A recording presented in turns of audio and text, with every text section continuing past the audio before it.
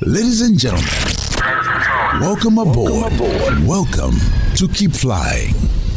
I am a traveler. Not just an ordinary traveler, but a frequent traveler. Traveling to me is not just about moving from one place to the other. I travel for work and personal business. And with all this traveling I do, safety is my number one priority. Knowing my luggage is well looked after, and most of all, a team of people within the airport to assist me around. A self-check-in kiosk always comes in handy, and that way I don't have to queue up and stare at my watch. I'm always on my smartphone and laptop while in the airport terminals, so Wi-Fi always saves the day. Oh, and grabbing a snack while I wait for my flight is key to keeping me calm. Last warning for all passengers to board the flight to Livingston. Oops, gotta go before I miss my flight. Travel with a peace of mind and enjoy airport services at your convenience with the help of Zambia Airports Corporation Limited, Zambia's airport and air navigation provider. With a new shopping mall and hotel coming soon. Zambia Airports Corporation Limited. Keep flying. Welcome to the Zambia Airports Corporation Limited radio program. My name is Kafala. Today I am joined by Planning and Business Development Manager, Mr. Josiah Mvula. Welcome to the program. Thank you so much. First things first, kindly explain to us what you do as Planning and Business Development. Thank you very much. Well, as a Planning and Business Development Manager at Zambia Airports Corporation, our role is mainly to maximize revenue for the corporation. We also assess business proposals and ideas that are submitted. As you know, so many people are interested in doing business at the airport. There's so many innovative ideas that people have. So they come to us, we assess the proposals, and then if they make sense and if they're feasible, we go ahead and go into contracts and sign contracts with them. We also manage real estate. As you know, we own a lot of infrastructure in terms of office space, warehouses, kiosks, and so forth. So we manage the whole real estate process. We raise invoices and then collect rentals from the tenants. We also have the role of liaising with the stakeholders in the airport. So we are like the link between the tenants, if you like, and the clients and Zambia Airports. Also, we have another very important role, which is air service development. Air service development is basically the development of air service in the aviation industry, bringing airlines into the country. So there's a lot of background work that we do to increase airlines that come into the country. All right. Now, speaking of business development, what new business developments can the public look forward to from your department? Well, we've got quite a number of things that we've planned. For example, as you are aware, we've got a hotel project at the Kenneth Kaunda International Airport. This is a 70-room hotel project, which is just opposite the main new terminal building. We also have a further 16 rooms in the main terminal building. We're also building a shopping mall just along the airport road. When you're coming from the roundabout to the airport, on the left where you have your traffic police, the first checkpoint, on the left you see some activities. We're building a shopping mall and an office complex. We're also building a cargo terminal. We call this the integrated cargo terminal. This is where all cargo coming in and out of the country will be processed. We also have a lot of advertising opportunities at the airport. As you know, the airport has got a lot of decision makers and even just general passengers that go through. So we've got a lot of advertising potential. We do get a lot of inquiries. The airport also sits on large tracts of land. So we've got something that is brewing now. We're trying to do a land utilization plan. So we're just in the process of engaging consultants that are going to help us with planning out the land and how it can be maximized. Most airports have got a ratio of, say, 60-40, 60% aviation-related income and 40% non-aviation. But our ratio is much lower. It's, I think, maybe 90 or 92 aviation, and only 8% is non-aviation. So we've engaged a consultant who's going to help us with maximizing use of the land. So, but details I think will unfold as we go on. All right, quite interesting. Now, let's talk about the airlines flying to Zambia. How do you entice them? Well, for airlines coming into the country, we've got some incentive schemes that we offer. Incentive schemes are available to startup airlines. So if you're a new airline opening in Zambia, we'll give you incentives, discounted rates for ground handling mainly. We'll support you with launching your airline. If we can help you with your marketing activities, where we can, we'll come in. We've got a very active Facebook account. I'm sure most people have been following our Facebook page. So we'll help you advertise on our platforms as well. We also provide incentives to existing airlines that would like to increase, for example, frequencies or start operating into new routes. I'll give an example. You've got South African Airways that flies into Lusaka, and we had to entice them to start flying into Livingstone and also to start flying into Ndola. So we do engage existing airlines and try to encourage them to fly to not just one airport, but more than one airport. Also further, we attend forums where airlines and airports discuss aviation matters. So when we go out to those forums, it's very competitive. Every airport wants to have airlines flying into the airport. So they come with all sorts of proposals and incentives. But we do attend these forums and try to engage airlines and try to incite them. But you see, our role is airports. We manage airports. So in these affairs, we've engaged the Zambia Tourism Agency. So we've been partnering with the tourism agency so that they speak to the passenger numbers.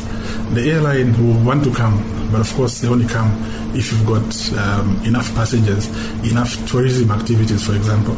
So we've been engaging with the Zambia Tourism Agency and the Ministry of Transport and some local tour operators. This is Keep Flying. Now, if you've just tuned in, you're listening to the Zambia Airports Corporation Limited radio program. With me is Mr. Josiah Mvula, who's Planning and Business Development Manager. So explain how your department helps Zambia Airports Corporation Limited to make money both domestically and internationally. All right, thank you very much. It's a very interesting question. I know a lot of people wonder, how do you make your money? Well, we've got two main categories of income. We've got what we call the aeronautical income and the non-aeronautical income. So aeronautical income is mainly made up of activities that are done by airlines. For example, landing fees, we've got navigation fees, we've got aircraft parking, we've got ground handling, you've got passenger charges that you pay when you purchase a ticket. A small component of it is consists of passenger fees for using the terminal facilities and just to raise money for us to run the infrastructure. And then on the other side, we've got what we call the non-aviation income. So non-aviation income is basically anything that is not related to aeronautical income.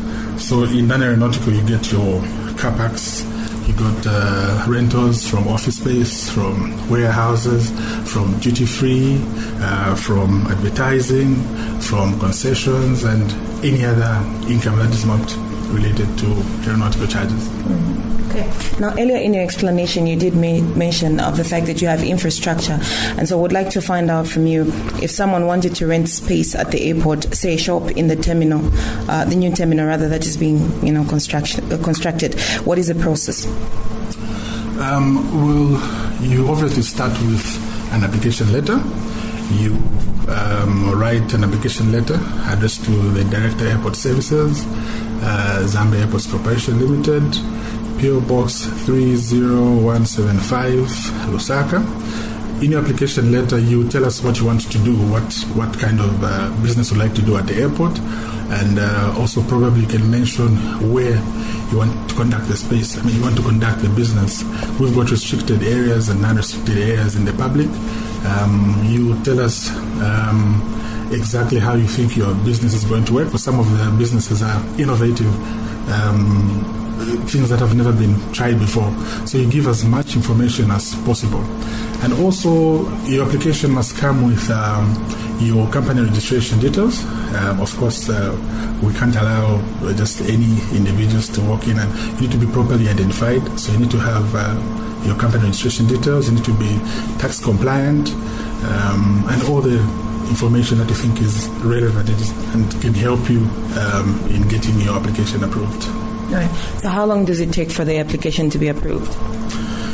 Well, the application doesn't take so long. When you apply, usually we've got internal processes that go on. We need to assess the business. We need to assess where your business will be sited. Questions like, do we have space? Do we have need for this business? Do we already have a lot of such businesses? If you come and you want to do something that is already there and we've got 3-4 operators already, obviously it won't be viable, because what you do is just split the sales, and then the existing tenants who also have challenges paying their rentals. So we'll assess the need, and then if it's attractive, we'll go ahead. So the time it takes to process depends on what else we need to look at and what's the type of business. Is it a business that requires infrastructure to be placed, maybe a small kiosk to be fabricated? So all those come into play. If it's a space that is vacant and it's ready for occupation, obviously that wouldn't take time. We just apply, and if the space is available, we offer it immediately. Okay. Let's say, for example, the new terminal that's been constructed. Obviously, there are people that are thinking, I would love to, have a shop at the airport. Can they start making sending in the application forms now, or there's a period that they need to wait for before they can start sending in the application forms? Well, that's an interesting one. We've gotten a lot of interest in the general public in the spaces in the new terminal building.